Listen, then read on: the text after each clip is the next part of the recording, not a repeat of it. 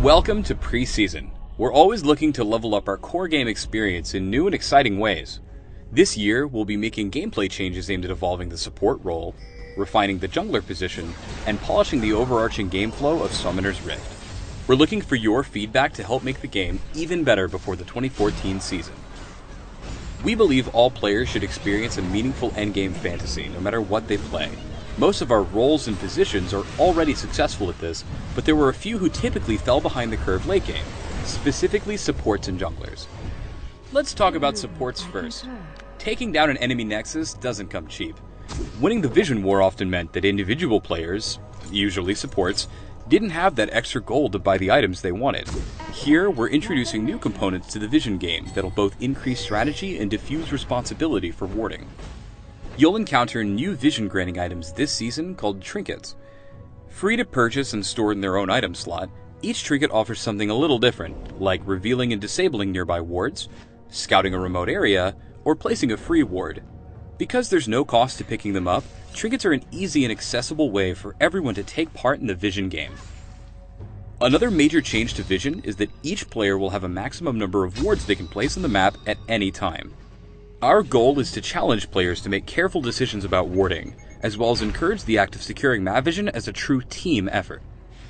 Beyond alleviating some of the pressure behind Vision, we're also providing supports alternative means of income through masteries and itemization.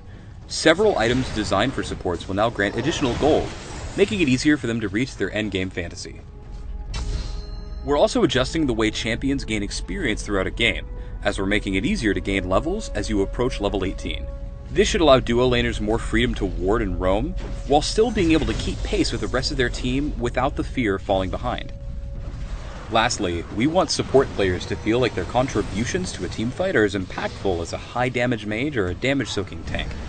To help drive this change, we're introducing support ability scaling so that the utility of their skills increases with ability power. Buffs and debuffs will increase in effectiveness as support scale throughout a game, allowing them to feel like they're growing in power alongside other roles. Switching to junglers, we've seen successful high-utility support playstyles throughout Season 3, but for carry-style junglers that rely on damage for their contribution in a teamfight, we've identified many of the same opportunities for improvement that we found with supports. In terms of jungler income, we've added a new camp to each side, providing more potential jungle paths and gold outside of lanes. We're also adding new items that allow junglers to customize their builds to match their playstyle, whether they're staying in the jungle or ganking enemy lanes. To ensure that a jungler's levels stay consistent with the rest of their team, we're also introducing neutral monster levels that scale with the average champion level in-game, providing higher experience and gold bounties as they level. By increasing income and experience, junglers should have more opportunities to earn the gold necessary to build big-ticket items.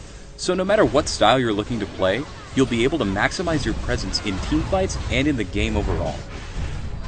So far, we've gone over changes that impact particular roles and positions, but we're also making an effort to improve the overall feel and pace of the game.